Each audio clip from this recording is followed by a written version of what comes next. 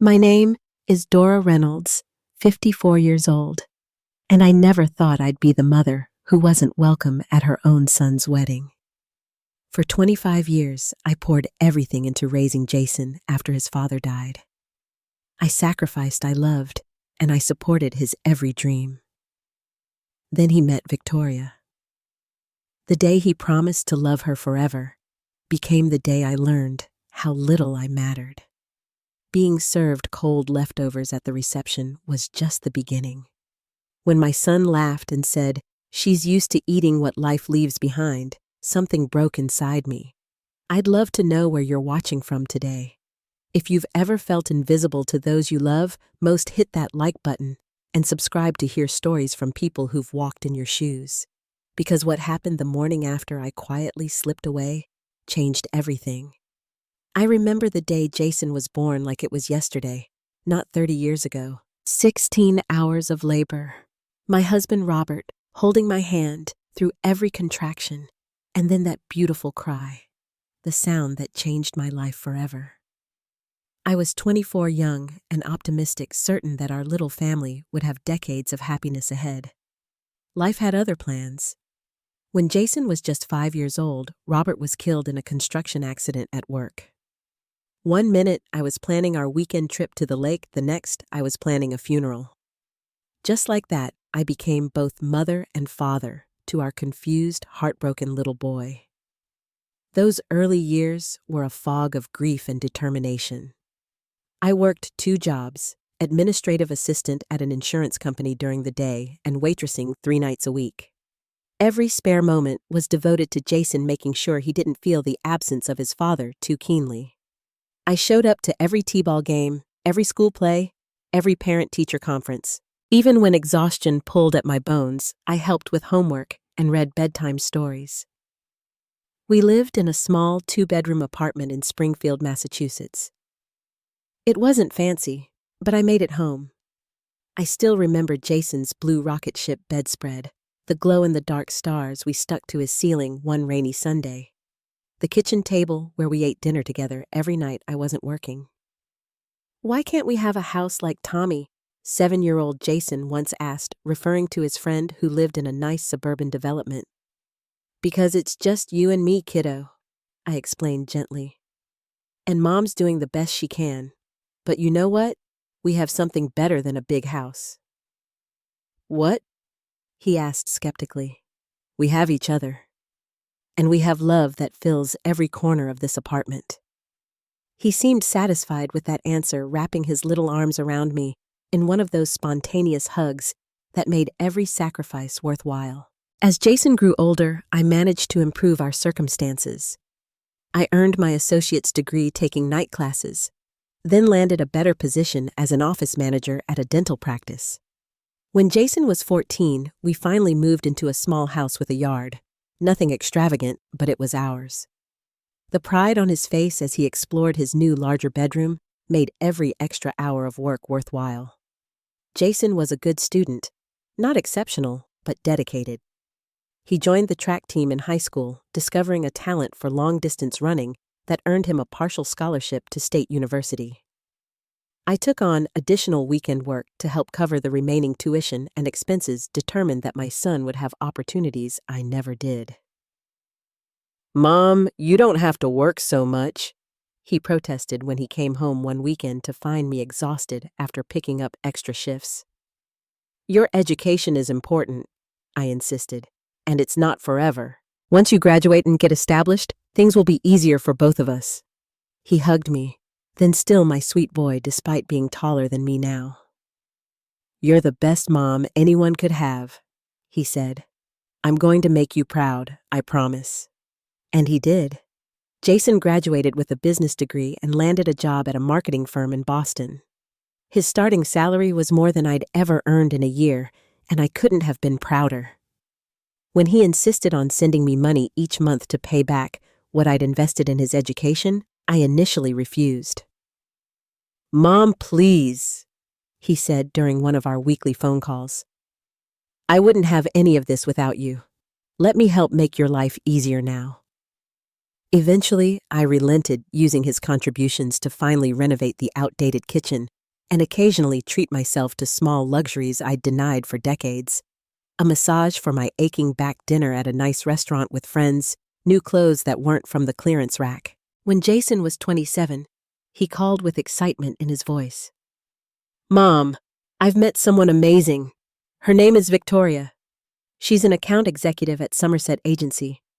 I've never felt this way about anyone before." I was thrilled for him. After a few serious girlfriends in college, Jason had focused primarily on establishing his career. I'd sometimes worried he was working too hard, not making enough time for a personal life. Victoria sounded like she might be special. A month later, Jason brought her to visit. Victoria Harrington was undeniably beautiful. Tall, slender, with sleek dark hair, and an elegant way of carrying herself. She had graduated from an Ivy League university and came from what she casually referred to as old Boston money. When she looked around my modest home, I saw something flicker in her eyes, a quick assessment and dismissal that made me suddenly aware of every worn piece of furniture, every outdated fixture. "Your home is so quaint," she said with a smile that didn't reach her eyes. "It must have been cozy raising Jason here." "It served us well," I replied, trying to match her polite tone while ignoring the condescension beneath it. Throughout dinner, Victoria dominated the conversation with stories about her family's summer house on Cape Cod, her father's position as a hospital board member, her own rapid rise at the prestigious agency where she and Jason had met. She barely asked me any questions about myself or Jason's childhood. When she excused herself to take a phone call, I gave Jason a questioning look. "Isn't she amazing, Mom?" he asked, oblivious to my concerns. "She's really connected in Boston. She's already introduced me to people who could really help my career." "She seems very accomplished," I said carefully. "But honey, do you have fun together? Do you share the same values?" Jason laughed. "Mom, this isn't the 1950s. It's not all about finding a nice girl next door. Victoria knows how the world works. She's helping me network with the right people." I let it drop, telling myself I was being old-fashioned, maybe even a little jealous that my son was being drawn into a world so different from the one we'd shared. Over the next few months, I noticed subtle changes in Jason. Our weekly calls became less frequent, often rescheduled at the last minute. When we did talk, he spoke more about business opportunities and less about personal things. He mentioned Victoria's name in nearly every sentence, deferring to her opinion on everything from restaurants to political views. 6 months after they met, Jason called to tell me they were engaged. "Wow, that's fast," I said, unable to hide my surprise. "Are you sure you're ready for this commitment?" "Mom, when you know," he replied impatiently. "Victoria's father has connections to get me into Bristol marketing. This could be huge for my career." I bit my tongue, forcing myself to focus on his happiness rather than my concerns. "As long as you're sure she's the right one, sweetheart. I just want you to be happy." "She is, Mom. You'll see. Once you get to know her better, you'll understand why she's perfect for me." But I would have few opportunities to get to know Victoria better. As wedding plans commenced, I found myself increasingly marginalized. When I called to offer help with preparations, Victoria politely informed me that her mother had already hired a top wedding planner. When I mentioned the small amount of money I'd saved to contribute to the wedding, Jason awkwardly explained that Victoria's parents were covering everything. "It's going to be at the Harrington estate," he explained. "Very exclusive. Just family and their social circle." "I am family," I reminded him gently. "Of course, Mom. I just meant, Victoria's family has certain expectations." I did know. And as the wedding approached, those expectations became increasingly clear.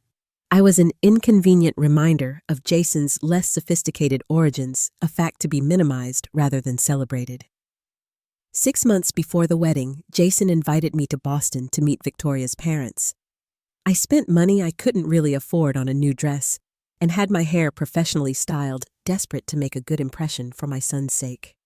The Harrington home was an imposing colonial in Beacon Hill, filled with antiques and artwork that looked museum quality. Margaret and William Harrington greeted me with practiced politeness, but their questions felt like an interrogation. "Dental office management, how interesting," Margaret said when I explained my work. "And you raised Jason entirely on your own?" "Yes, after his father died when he was 5. "Such a shame," William commented. "But look how well he turned out despite the circumstances." Despite the circumstances. The word stung, implying that Jason's success was some sort of miracle given his upbringing by a single mother of modest means.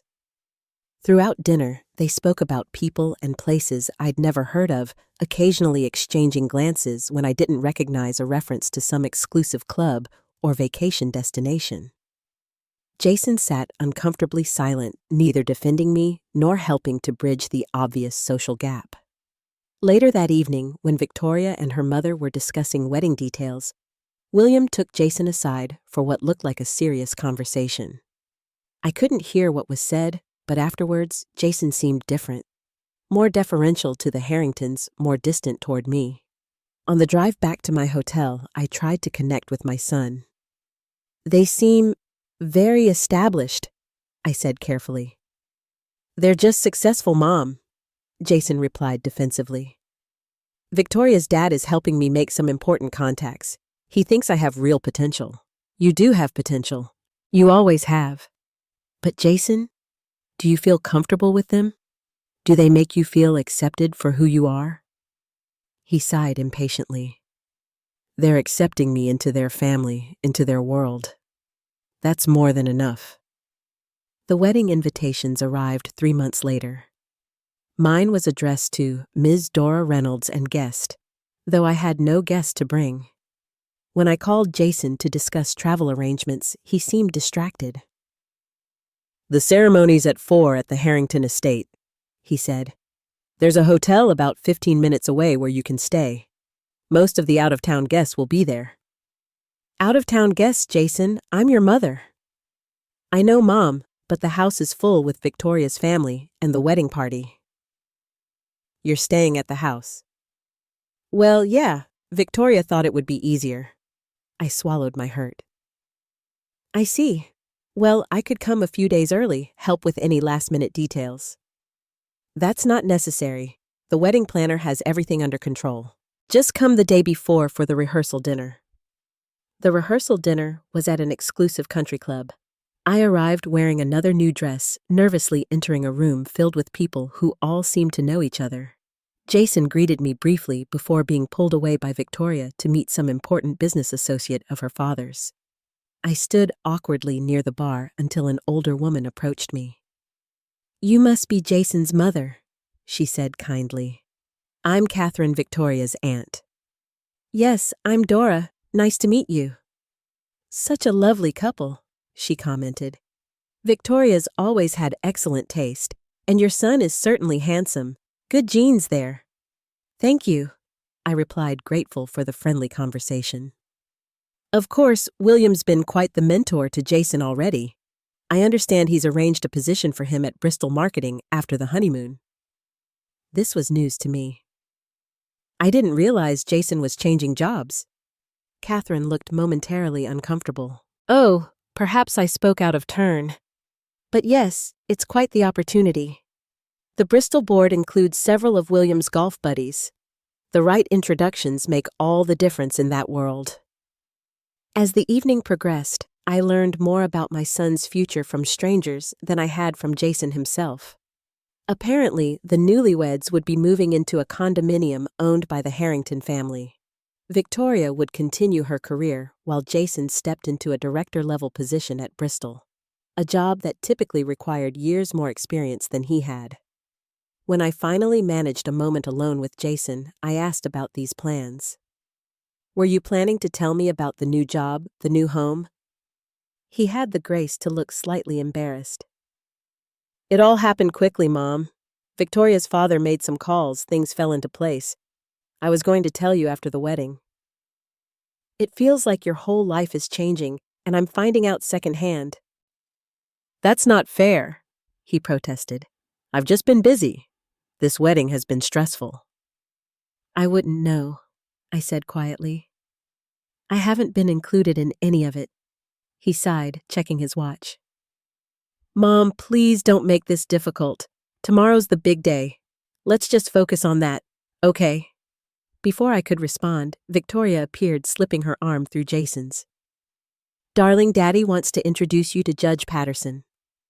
She nodded briefly in my direction. "Excuse us, Dora." Dora. Not Mrs. Reynolds, not Mom, not mother of the groom. Just Dora, as if I were a casual acquaintance rather than family. The morning of the wedding, I dressed carefully in the pale blue mother of the groom dress I'd purchased for the occasion. The ceremony would be held in the Harringtons' sprawling garden, followed by a reception in a tent that had been erected on their lawn. When I arrived at the estate, a wedding coordinator with a clipboard directed me to a seat in the middle section, not in the front row traditionally reserved for immediate family. Across the aisle, Victoria's extended family filled the first 3 rows. I sat alone among strangers, feeling increasingly invisible. The ceremony was beautiful, if impersonal. The vows were traditional, with no personal anecdotes or meaningful additions. Jason looked handsome in his tuxedo, and Victoria was stunning in a designer gown that probably cost more than my annual salary. As I watched my son commit his life to this woman and her world, I felt a complex mix of emotions: pride in the man he had become, fear that I was losing him, and a deep sadness that the Harringtons seemed to be replacing me in his life. At the reception, I discovered I had been seated at a table far from the bridal party with distant relatives who seemed confused about who I was. When I introduced myself as the groom's mother, several people expressed surprise, as if they had expected someone different, someone who fit more seamlessly into the Harrington world. The meal service began with elegantly plated courses being served to each table. I noticed my table was consistently served last. By the time the servers reached us, the main course, a beautifully prepared filet mignon, had grown cold. The vegetables were limp, the sauce congealed. I ate without complaint, not wanting to cause any disruption. But when Jason and Victoria made their rounds to each table, I couldn't help mentioning it lightly. "Everything's lovely, though our table seems to be getting the food a bit late. My steak was rather cold." Instead of showing concern, Jason laughed.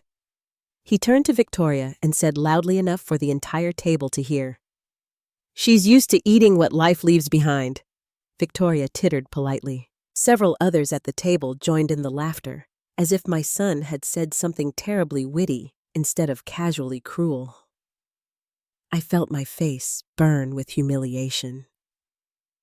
"Just teasing, Mom," Jason added, patting my shoulder before moving on to the next table with his bride. But the damage was done. The comment revealed how he now saw me, as someone deserving of leftovers, someone whose feelings didn't particularly matter. As the evening progressed, I became increasingly aware of my invisibility. No one asked me to join in the family photos beyond one obligatory shot with Jason. When it came time for toasts, Victoria's father, mother, and sister all spoke.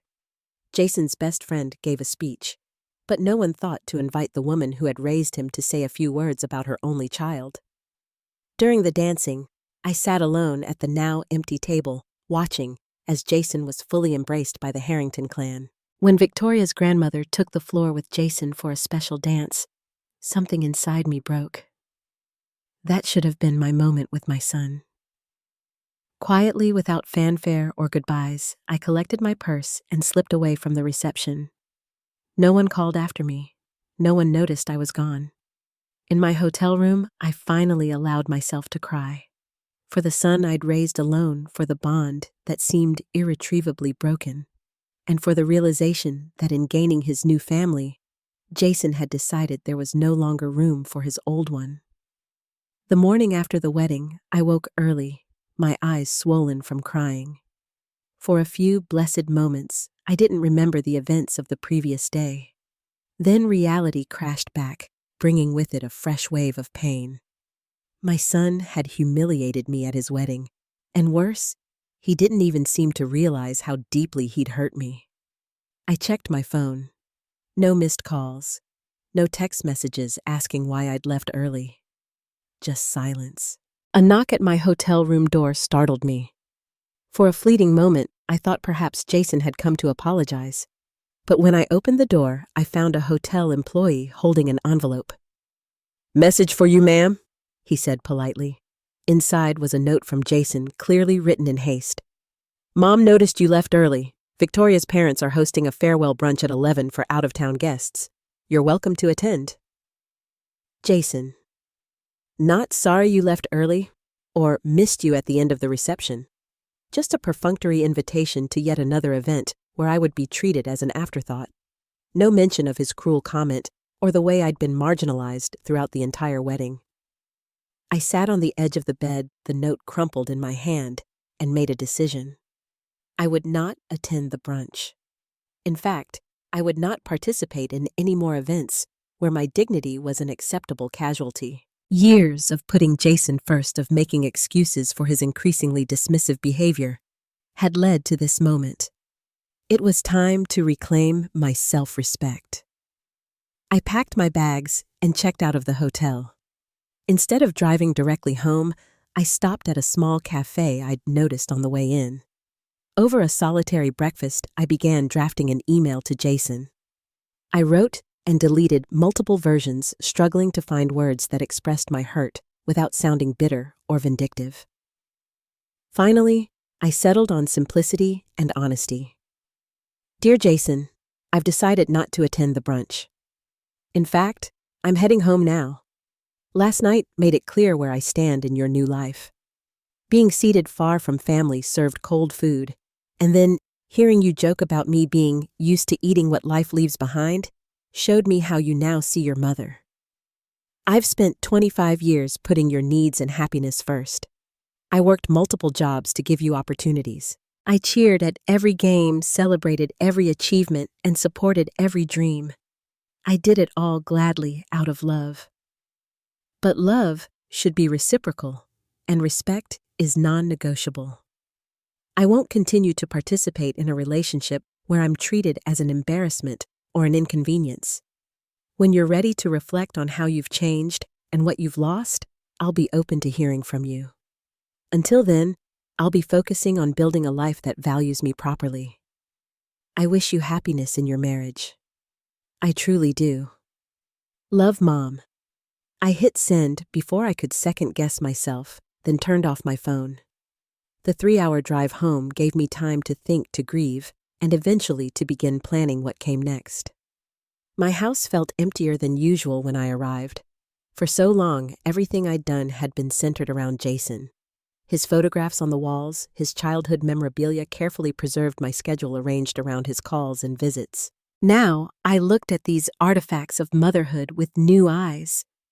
They represented a relationship that had fundamentally changed, perhaps irrevocably. Over the next few days, I went through the motions of my normal routine. I returned to work at the dental office, smiled at patients, filed insurance claims, and scheduled appointments. But internally, I was processing a profound loss. Not the death of my son, but the death of the relationship I thought we had. A week passed with no response from Jason. No call, no text, no email. His silence confirmed what his actions had already shown. I was no longer a priority in his life. My sister Laurel called to check in. "How was the wedding? I want to hear all about it." I couldn't maintain the pretense. My voice broke as I described the events of the wedding day, including Jason's cutting remark and my early departure. "That little ingrate," Laurel said, anger evident in her voice. "After everything you've done for him, it's that woman and her family. They've turned his head." "Maybe," I acknowledged, "but Jason is an adult. He's making his own choices." "So, what are you going to do?"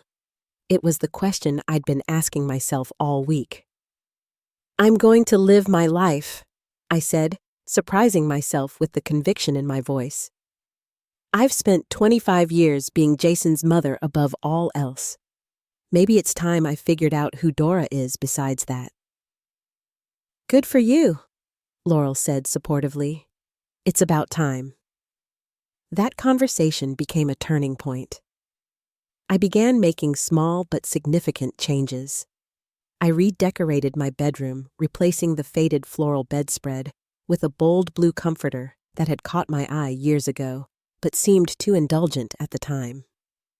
I signed up for an art class at the community college, fulfilling an interest I'd set aside when Jason was born. I made an appointment with a financial advisor to review my retirement savings and create a plan for the future. My future, which had always seemed secondary to ensuring Jason's. With his monthly contributions now presumably ended, I needed to reassess my financial situation. You've been remarkably frugal, the advisor commented, reviewing my modest savings. But you've prioritized your son's needs over your long-term security. Yes, I agreed. That's changing now.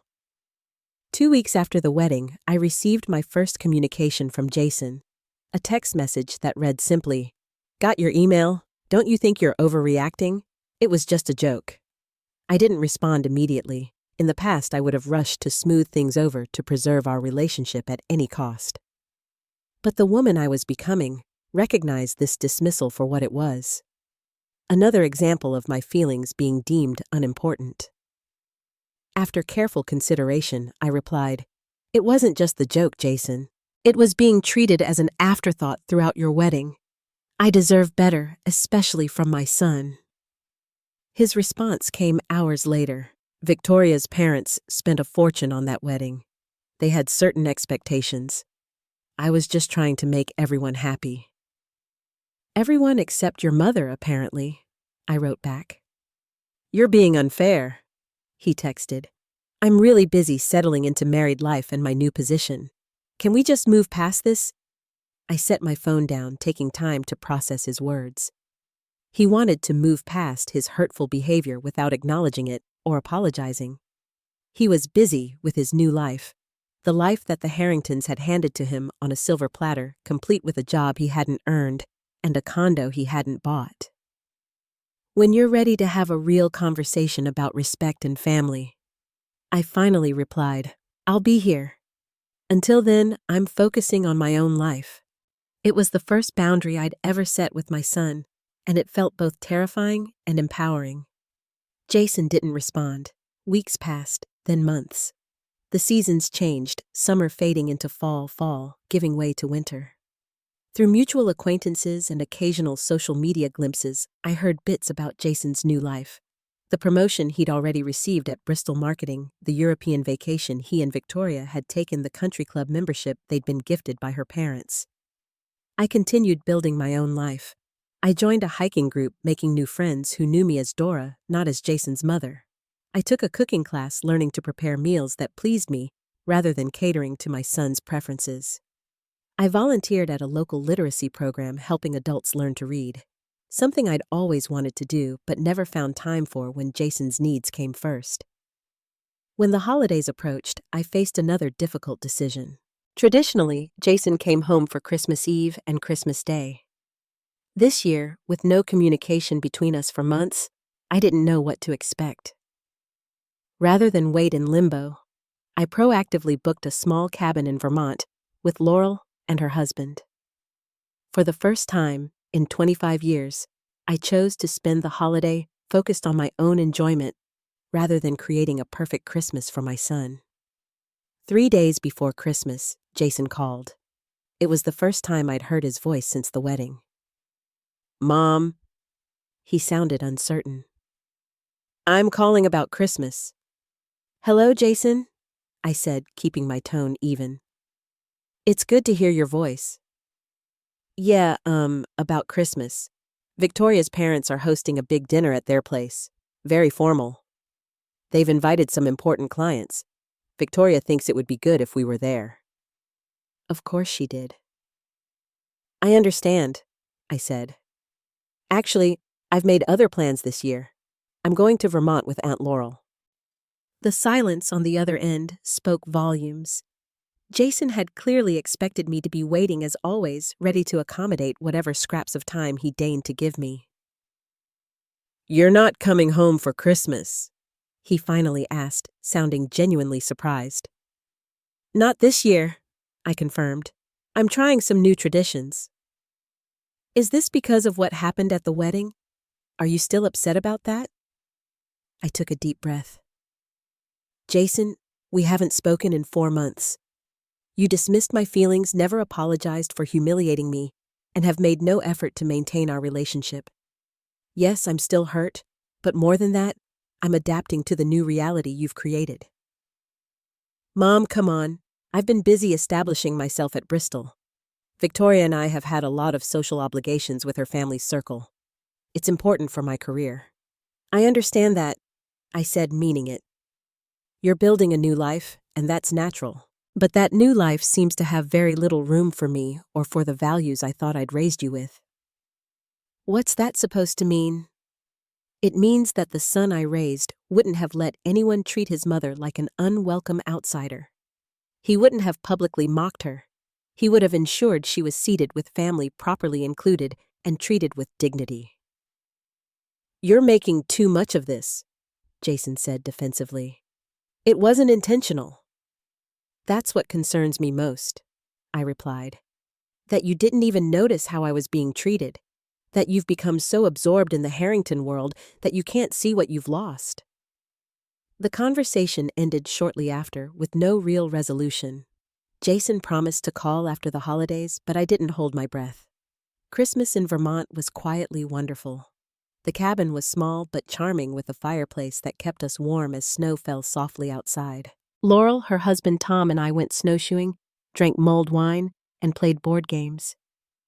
There were moments when I missed Jason acutely, but there was also a new sense of freedom in creating a holiday that centered on my own joy rather than maternal sacrifice.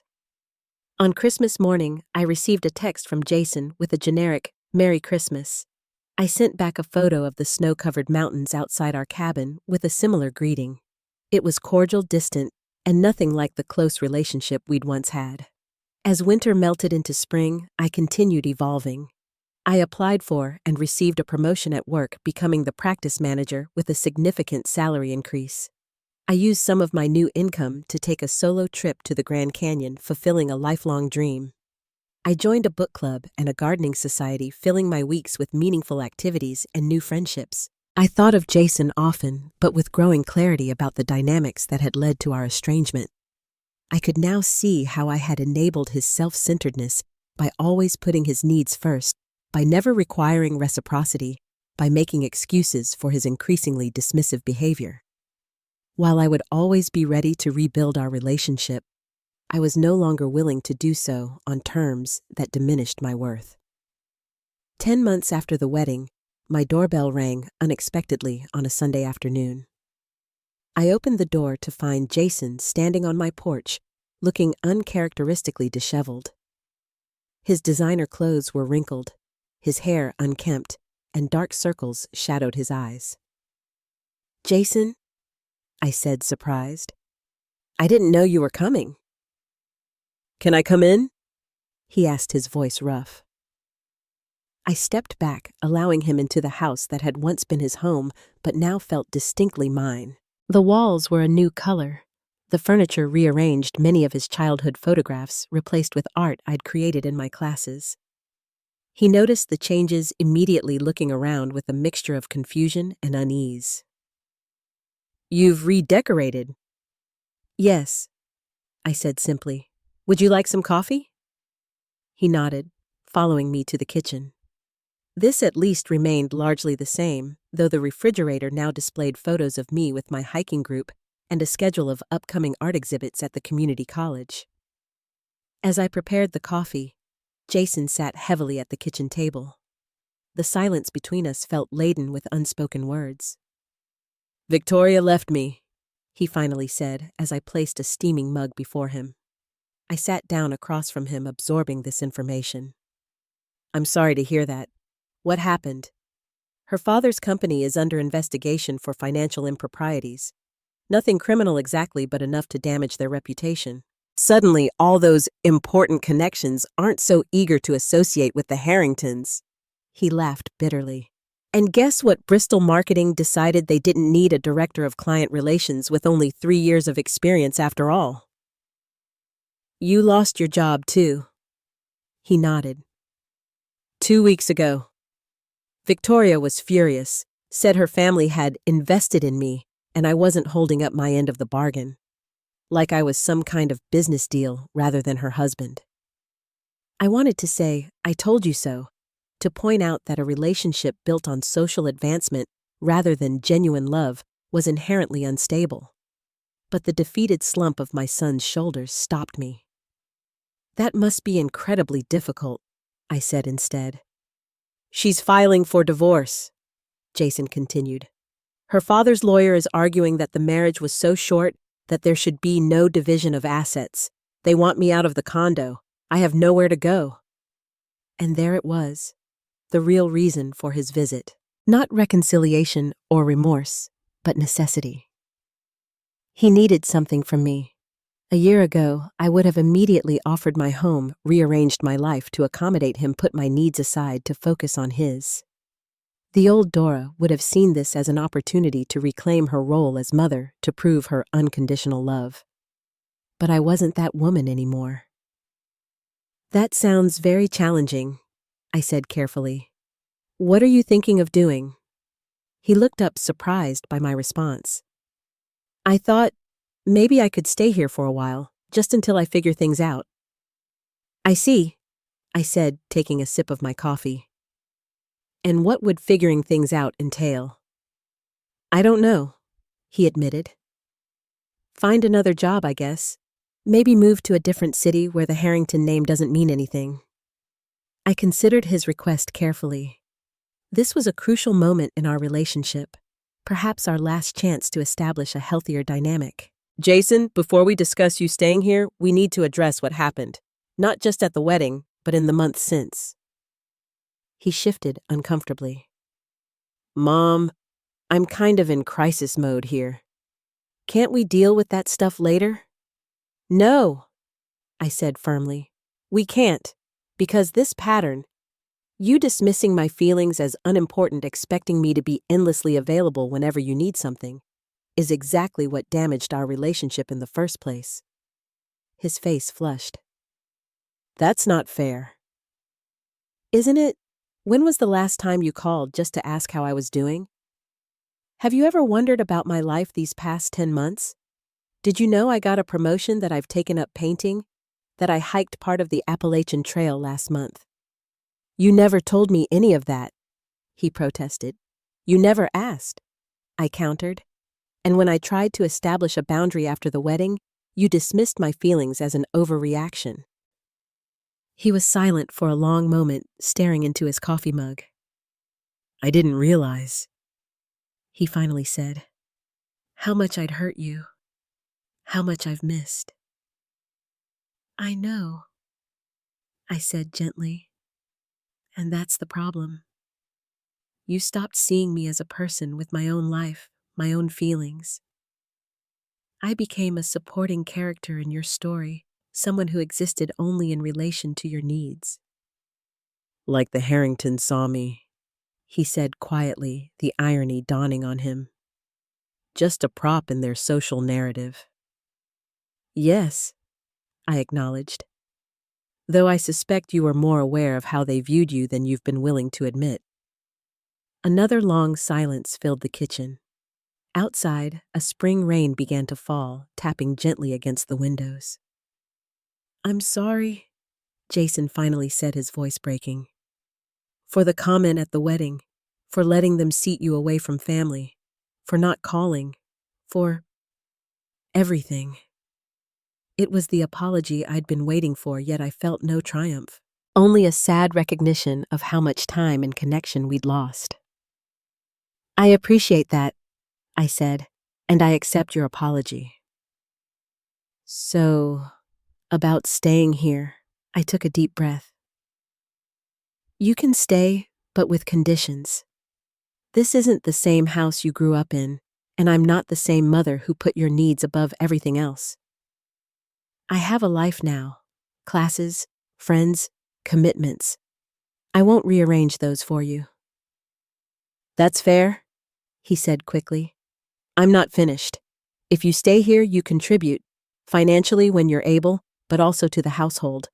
Cooking, cleaning, repairs, and most importantly, you need to work on yourself. Figure out who Jason Reynolds is outside of the Harrington world, outside of being my son. He nodded slowly.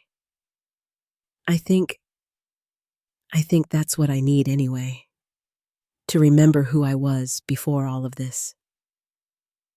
And we need to rebuild our relationship, I continued. Not as mother and child, but as two adults who respect and value each other. That means real conversations, mutual interest, and genuine effort. I want that, Jason said, looking me in the eye for the first time since arriving. I really do. I've missed you, Mom. More than I realized until everything fell apart. The admission touched me, but I remained measured in my response. Actions will matter more than words going forward. We both need to prove ourselves to each other. Jason moved in the following weekend, taking the smaller of my 2 bedrooms, now my home office, while looking for a job. The early days were awkward as we navigated this new dynamic. He was shocked when I didn't automatically do his laundry or prepare all the meals. I was irritated when he left dishes in the sink or scheduled job interviews during times I'd planned to use the car. But gradually, we established a rhythm. Jason found work at a local marketing firm, a significant step down from his Bristol position, but one he'd earned on his own merits. He contributed to household expenses and took responsibility for yard work and minor home repairs. More importantly, he began asking about my interests, attending one of my art shows, even joining my hiking group for a Saturday excursion. We talked, really talked, about what had happened, about how the Harringtons had exploited his insecurities about his modest upbringing, about how I had enabled his self-centeredness by never expecting reciprocity, about how we could build something new and healthier from the ruins of our old relationship. I was so focused on proving myself, Jason admitted one evening as we shared dinner on the back porch. On showing everyone, maybe even myself, that I could succeed at the highest levels. The Harringtons seemed like a shortcut to the life I thought I wanted. And now? I asked. He smiled ruefully. Now I'm starting to understand that success looks different than I thought. It's not about job titles or country club memberships. It's about integrity, authentic relationships, the kind of life you've built here. 3 months after Jason moved in Victoria's divorce, attorney contacted him with unexpected news. The investigation into her father's company had expanded, revealing more serious financial misconduct. The Harringtons were now eager to finalize the divorce quickly and quietly. In exchange for Jason's discretion and cooperation, they offered a modest settlement. It's not wealth by any means, Jason told me after the meeting. But it's enough for a down payment on a small condo when I'm ready to move out. That's good news, I said, though I'm not in a hurry to see you go. He smiled at that. Thanks, Mom, but we both know I need my own place eventually. This was never meant to be permanent. No, I agreed. Just a necessary detour. 6 months after his arrival, Jason found a small apartment closer to his job. We helped him furnish it simply but comfortably. The day he moved out felt nothing like the first time he'd left for college or later when he'd moved to Boston. This departure wasn't an ending, but a transition, a healthy separation that would allow our relationship to continue evolving. As we carried the last box to his car, Jason paused. I've been thinking about something. Would you want to take a trip together? Nothing extravagant, but maybe a week somewhere. We've both always wanted to go. The invitation touched me deeply. It represented exactly the kind of mutuality I'd hoped we could develop. I'd like that very much, I said. Where are you thinking? I remember you always talked about wanting to see the Grand Canyon, he said. But I saw the photos from your trip there last year. There's still Yellowstone, I suggested. Or the coast of Maine. I've always wanted to see those lighthouses. Maine sounds perfect, Jason agreed. We could go in the fall, see the leaves change. As I watched him drive away that evening, I felt a profound sense of peace. The past year had been painful, transformative, and ultimately healing. My son and I had found our way back to each other, not as the mother and child we once were, but as something new. Two adults, building a relationship based on mutual respect rather than obligation. 3 years have passed since that difficult wedding day, when I was served cold leftovers and publicly humiliated by my son. If someone had told me then that this humiliation would ultimately lead to the most profound growth of my life, I wouldn't have believed them. But sometimes, our deepest wounds become our greatest teachers. Jason and I did take that trip to Maine.